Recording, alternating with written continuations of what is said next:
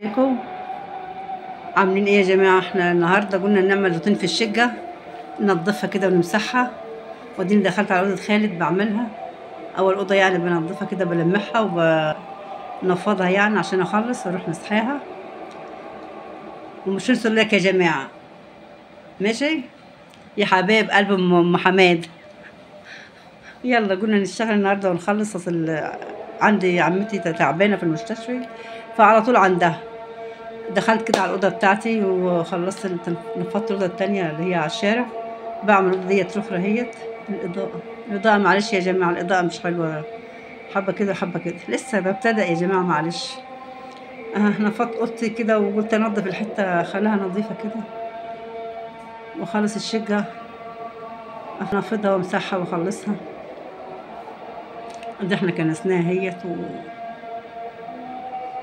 حبة شغل كده بنعملهم. يلا يعني اللي عنده حبة طاقة كده يقوم يطلعها في الشقة كده ويشتغل كده، مش ده نيجي قاعد مكسل في الصيف ده، لأن الصيف ده الله الوكيل يعني صعب السنة دي. مش هديني قاعدة مكسلة. يلا قلت ما عملها النهاردة وربنا يسهل واخلصها ان شاء الله كده وافرشها اهيت حالا. لا الشغل دوت عايز الخفية كده، الواحد يعمل مش داني قاعد. الواحد لو قاعد وطنش كده الشقة وساخة على وساخة كده يعني حتى مش بتبقى نظيفة يعني. ان شاء الله ربنا يقوينا كده ونخلص. ولا الحركة حلوة بردك يعني. الحتة حر والواحد بيعرق ومش عارفة، بس الشغل يعني بيمشي كده والشقة حتى بتنمسح كده والطراوة بتيجي فيها كده وحش الحر اللي فيه ده اللي احنا فيه ده. يلا احنا خلصنا اهيت، وان شاء الله نخلص على خير ونلم الشقة كده نمسحها. الواحد يعمل كده ينظف اي حاجة وسخة كده الواحد يعملها. يلا ربنا يسهل يا رب نخلص على خير عشان اخلص بقى الشقة وافرشها كده وامشي اروح لعمتي المستشفى. ربنا يا رب يحوش عنها ويشفيها يا رب. عمتي اخت ابويا دي غالية عليا والله، ربنا يحوش عنها ويشفيها يا جماعة. ادعوا لها والنبي يا جماعة بالشفاء يا رب. يا رب خلصنا اهوت يا ست الكل. ده احنا هنمسحها اهيت. يلا حبة كده حيوية كده وفي الشقة ويلا ودينا نمسح ونخلص.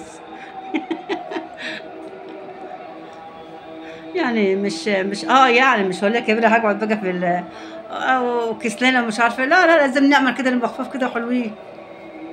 ايه رأيكم يعني؟ هنعمل ايه؟ عندنا نعمل ايه؟ لازم الشقة تبقى نظيفة وحلوة، الواحد يقوم كده يشوف اللي وراه. انا حابة كده اخلص وامسح وافرش واروح لعمتي المستشفى. يا رب يشفيكي يا عمتي يا رب يخليك. وادي احنا بنمسح في الأوضة وخلصنا. مش تنسوا اللايك يا جماعة.